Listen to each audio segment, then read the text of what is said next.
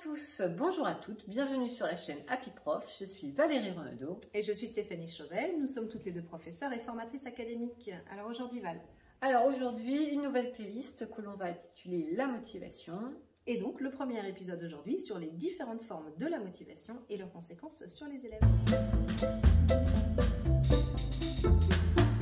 Commençons par une définition de la motivation. C'est ce qui pousse nos élèves à agir. Pourquoi ils le font, pourquoi ils choisissent de faire telle ou telle chose. La motivation, elle va mêler des forces internes et externes qui vont pousser à l'action. Les forces internes, ça va être la personnalité de l'élève, son vécu, sa famille, etc. Des forces externes vont relever plutôt du climat social, scolaire, le climat de la classe, ce que l'enseignant propose au sein de sa classe. Donc, le vécu de l'élève, mais également les propositions d'apprentissage faites par l'enseignant vont influencer la décision de l'élève de s'engager ou pas. La motivation va évidemment évoluer au gré de ces différentes forces. Selon cette définition, eh bien, c'est un concept qui paraît peu observable. Peu observable, oui, mais tout de même, quelques critères peuvent nous aider. Ces observables, ils vont être liés en fait aux différentes facettes de l'engagement de l'élève. Un engagement cognitif, intellectuel, où on va observer l'élève utiliser des stratégies d'apprentissage plus ou moins approfondies et des stratégies d'autorégulation, c'est-à-dire quelle planification il propose pour réaliser le travail donné. L'engagement comportemental, on va pouvoir observer sa concentration, son attention, ses efforts et la notion de persévérance, c'est-à-dire comment il tient les efforts dans le temps. Un engagement émotionnel aussi, l'intérêt, la curiosité, l'enthousiasme que l'on peut opposer au stress, à la colère, la frustration, l'anxiété, qui suscite évidemment le désengagement de nos élèves. Et un dernier, ce serait l'engagement qu'on appelle agentique. Alors ça paraît un peu complexe, mais en fait c'est la proactivité de l'élève, c'est-à-dire ce qu'on peut observer, c'est quand il va poser des questions, faire des suggestions, émettre des idées ou bien même essayer d'enrichir en creusant certaines notions. Ces observables vont nous permettre de mesurer le degré d'engagement. Alors toutefois, il y a aussi des critères non observables au niveau de l'engagement qui vont être liés aux raisons de l'engagement, c'est-à-dire par quoi l'élève est motivé. Le plaisir. Prend-il plaisir à venir à l'école? A-t-il plaisir à travailler certaines matières qu'on lui enseigne? Ou bien la contrainte. Est-ce qu'il se sent obligé d'étudier? L'intérêt. A-t-il compris l'intérêt de l'école? Ou bien la punition ou la récompense. C'est-à-dire, est-ce qu'il va travailler pour la note? Est-ce qu'il va travailler pour avoir une récompense? Est-ce qu'il va travailler pour ses parents? Etc.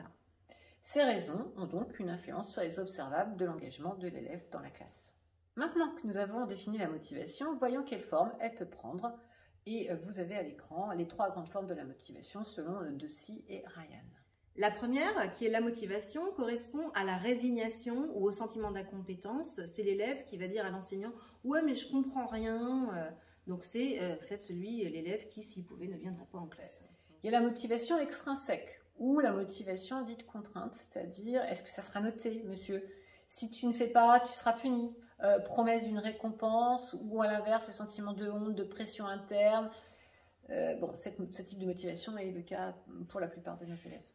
Et puis, il y a la dernière motivation, qu'on appelle autonome ou intrinsèque, qui est celle que l'enseignant recherche, évidemment, celle où l'élève va s'engager volontairement dans les apprentissages parce qu'il en comprend le sens, il sait à quoi ça sert d'apprendre, il va faire l'activité par plaisir, c'est-à-dire qu'il y a une véritable stimulation intellectuelle. Donc, on voit bien l'intérêt de développer le sens dans les apprentissages, mais nous y reviendrons dans l'épisode numéro 2 où on abordera les leviers possibles de la motivation. À noter, plusieurs formes de motivation peuvent coexister. Venir à l'école avec plaisir, motivation autonome, mais aussi sentir la pression des notes, par exemple, motivation contrainte. Quelles sont les conséquences de ces différentes formes de motivation? Alors, si on reprend la première, la motivation, elle va déboucher sur le décrochage, tout simplement, et l'abandon de l'élève. On peut aussi avoir donc les motivations contraintes qui vont avoir pour effet le désengagement de l'élève dans la tâche, réduction de son effort ou développement d'anxiété, suis-je à la hauteur, je vais éviter la punition ou est-ce que je vais bien noter, avoir une récompense au bout du compte. Et ça va amener des comportements déviants, par exemple l'élève qui s'arrête de travailler quand l'enseignant ne contrôle plus ou la triche, par exemple le fait de tricher.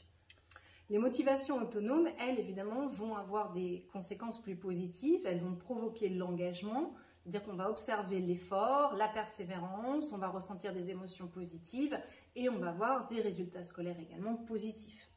Cette vidéo est maintenant terminée. Nous aborderons dans un prochain épisode les leviers de la motivation autonome en classe.